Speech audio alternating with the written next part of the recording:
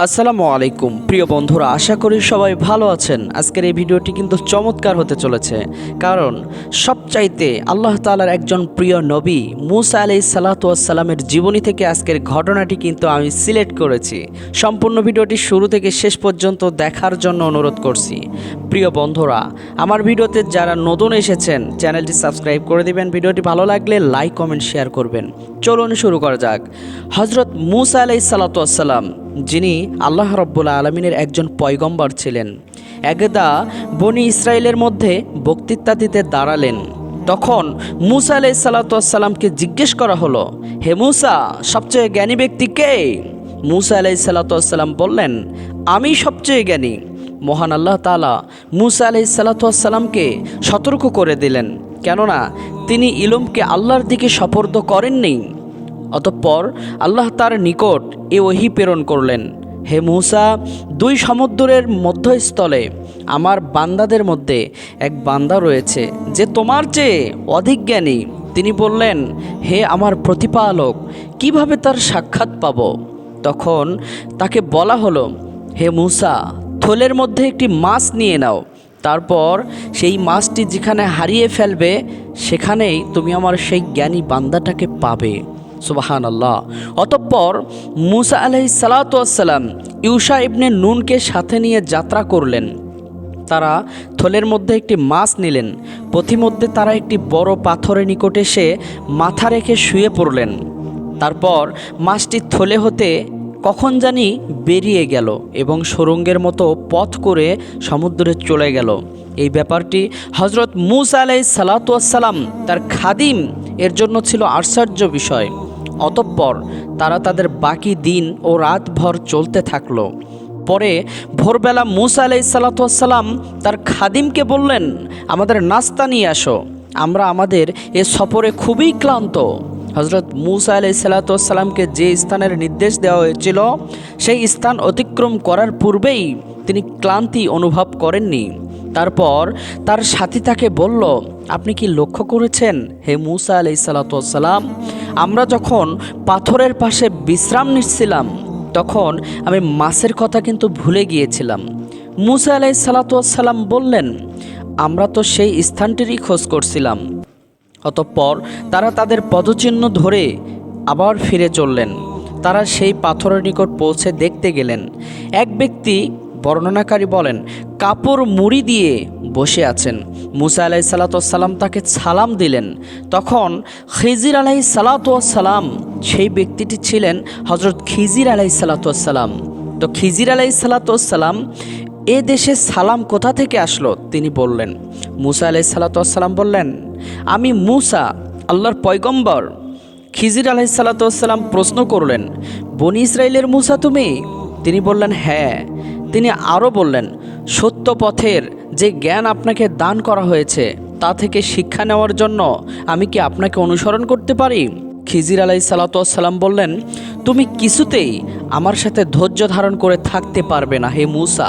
হযরত খিজির আলাইহিস সালাতু ওয়াস সালাম বললেন, তুমি এমন ইলমের অধিকারী যা আল্লাহ তোমাকেই শিখিয়েছেন তা আমি জানি না।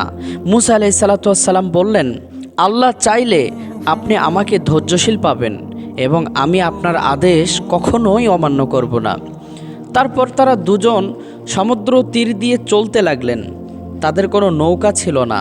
ইতিমধ্যে তাদের নিকট দিয়ে একটি নৌকা যাচ্ছিল। তারা নৌকাওয়ালাদের সাথে তাদের তুলে নেওয়ার কথা বললেন।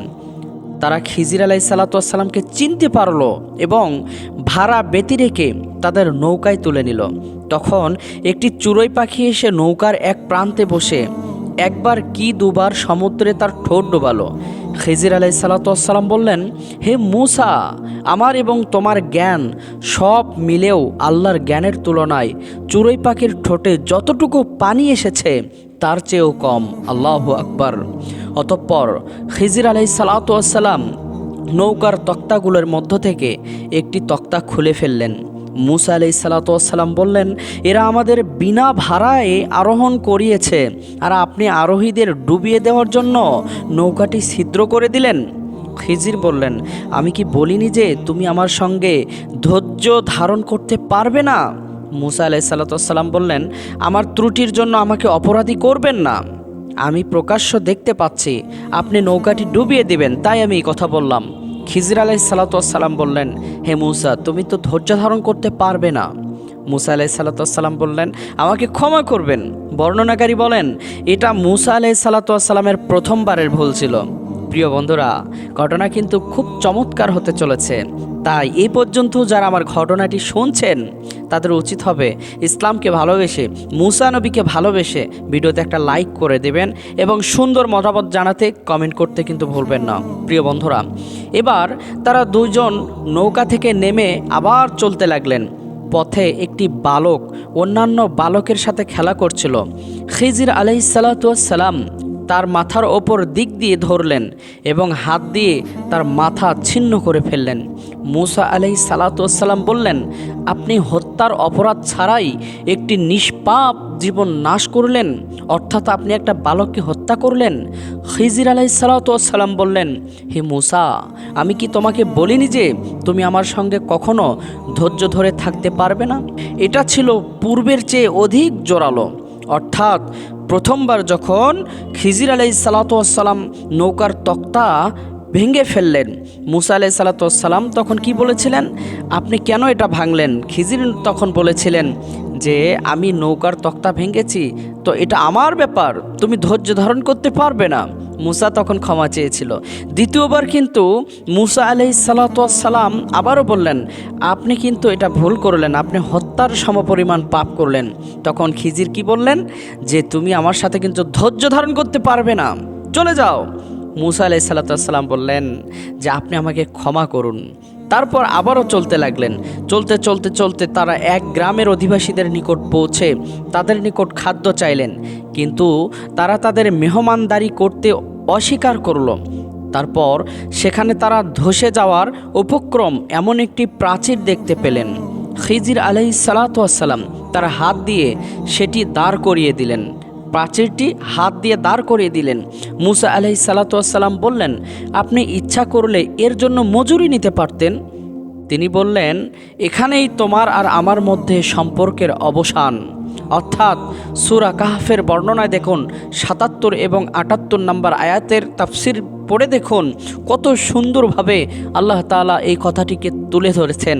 প্রিয় বন্ধুরা, খিজির আলাইহিসসালাম তখন বললেন, হে মূসা, তোমার আর আমার সম্পর্ক এখানেই শেষ হয়ে গেল, কারণ তুমি আমার প্রত্যেকটা কথাটি বাধা দিচ্ছ।